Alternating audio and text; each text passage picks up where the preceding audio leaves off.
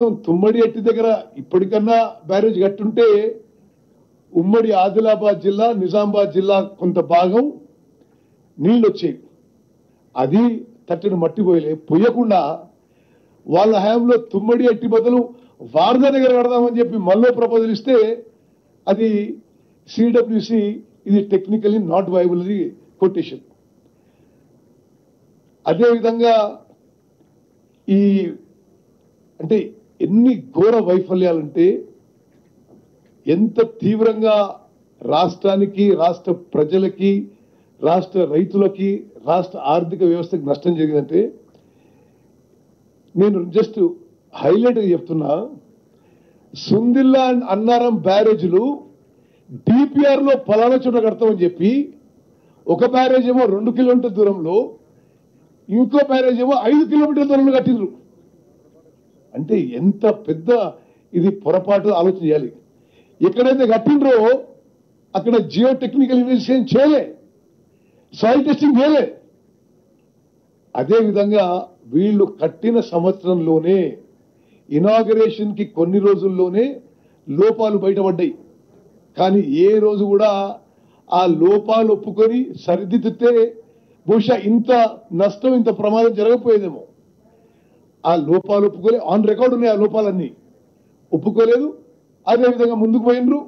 Barrage కి, dam కి తేవాదలు ఉన్న వాళ్ళు మొత్తం పర్యవేక్షణ. మరి బ్యారేజ్లలో it is only to regulate water. ప్రపంచంలో ఎక్కడ కూడా బ్యారేజ్లలో 2-3 టీఎంసీల కంటే ఎప్పుడు స్టోరేజ్ చేయరు. మరి ఈ బ్యారేజ్లలో 12, 13, 14 టీఎంసీలు స్టోర్ చేసేసి గోదావరి జలకళ అని పెట్టి ఫోటోగ్రాఫ్లు పెట్టి అదేదో మరి ఒక పబ్లిసిటీ కోసం చేసుకున్న విషయంతో ఈరోజు తెలంగాణ రాష్ట్రానికి తీవ్రమైన నష్టం జరిగింది. సరే, నేను వాళ్ళు ఎన్డీఎస్ఏ మీద చాలా చాలా మాట్లాడారు కాబట్టి అసలు ఎన్డీఎస్ఏ నేను ముందు ఈ జస్ట్ క్విక్ గా ఈ డేట్స్ చెప్తాను. ఈ national dam safety authority was constituted by the Parliament of India as a result of the National Dam Safety Act. ఈ డ్యామ్ సేఫ్టీ బిల్లు లోక్సభలో 2 ఆగస్ట్ 2019 పాస్ అయింది. రాజ్యసభలో 8 డిసెంబర్ 21 పాస్ అయింది.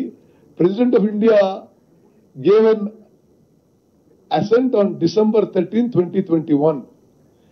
మరి ఈ నేషనల్ డ్యామ్ సేఫ్టీ యాక్ట్ ని, national dam safety అథారిటీని మేము ఒప్పుకోనని ఈ పిచ్చి మాటలకు ఎవరు జవాబు చెప్పాలి?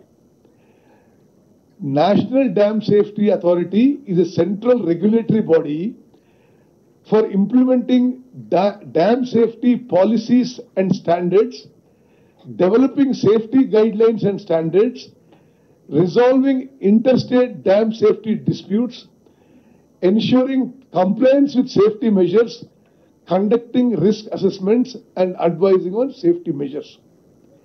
మరి నేను మళ్ళీ రిపీట్ చేస్తున్నా, డ్యామ్ డిజైన్, బ్యారేజ్ డిజైన్ అయింది, నిర్మించబడ్డది, కూలిపోయింది. మొదటిసారి ఎన్డీఎస్ఏ వచ్చింది, టిఆర్ఎస్ పార్టీ, బిఆర్ఎస్ పార్టీ అధికారంలో ఉండగానే వాళ్ళ గవర్నమెంట్ లోనే. మరి ఈ రోజు వాళ్ళు మాట్లాడే మాటలు మీరు అర్థం చేసుకోండి. మేము అధికారంలో వచ్చిన తర్వాత నేషనల్ డ్యామ్ సేఫ్టీ అథారిటీకి పూర్తి స్థాయిలో మీరు దీన్ని పూర్తిగా ఎగ్జామిన్ చేసి రిపోర్ట్ ఇవ్వడం జరిగింది. వాళ్ళ అధికారంలో ఇచ్చిన రిపోర్ట్లో, తర్వాత ప్రిలిమినరీ రిపోర్ట్లో, తర్వాత ఇప్పుడు ఫైనల్ రిపోర్ట్లో కూడా వాళ్ళ కంక్లూజన్స్ అన్ని కూడా ఒకే తీరుగా ఉన్నాయి. ఈ ఎన్డీఎస్ఏ కమిటీ ఎవరు, వీళ్ళెవరు వాళ్ళు చెప్పడానికని వాళ్ళు మాట్లాడడం చాలా విడ్డూరంగా ఉంది. ఇప్పుడు మాట్లాడే వాళ్ళకంటే ఈ యొక్క విషయంపై ఎంక్వైరీ చేసి, ఎగ్జామిన్ చేసి రిపోర్ట్ సబ్మిట్ చేసిన వాళ్ళ టెక్నికల్ నాలెడ్జ్, అనుభవం ఎక్కువ ఉందని అయితే నేను అనుకుంటున్నా. ఎవరు వీళ్ళు? ఈ మెంబర్స్ కమిటీ చంద్రశేఖర్ అయ్యర్ ఈ కమిటీకి చైర్మన్. ఆయన సెంట్రల్ వాటర్ కమిషన్ కి మాజీ చైర్మన్, జిఆర్ఎంబికి మాజీ చైర్మన్, కేఆర్ఎంబికి మాజీ చైర్మన్, పోలవరం అథారిటీకి మాజీ చైర్మన్. ఇంత అనుభవం ఉన్న వ్యక్తి, one of the best known engineers in India. Shri Amitabh Meena, member secretary, director technical NDSA. ఆయన కూడా ఈ ఇంజనీరింగ్లో, ఈ టెక్నికల్ నాలెడ్జ్లో దేశ విదేశాల్లో ప్రఖ్యాతిగాంచిన ఇంజనీరు. డాక్టర్ బి మన్నా, మెంబర్, ప్రొఫెసర్ IIT ఢిల్లీ, ప్రపంచవ్యాప్తంగా సివిల్ ఇంజనీర్కి ఫేమస్ ఉన్న వ్యక్తి. శ్రీ US విద్యార్థి, మెంబర్, ఆయన సైంటిస్ట్, అంటే సైంటిస్ట్లో హైయెస్ట్ లెవెల్ సైంటిస్టు.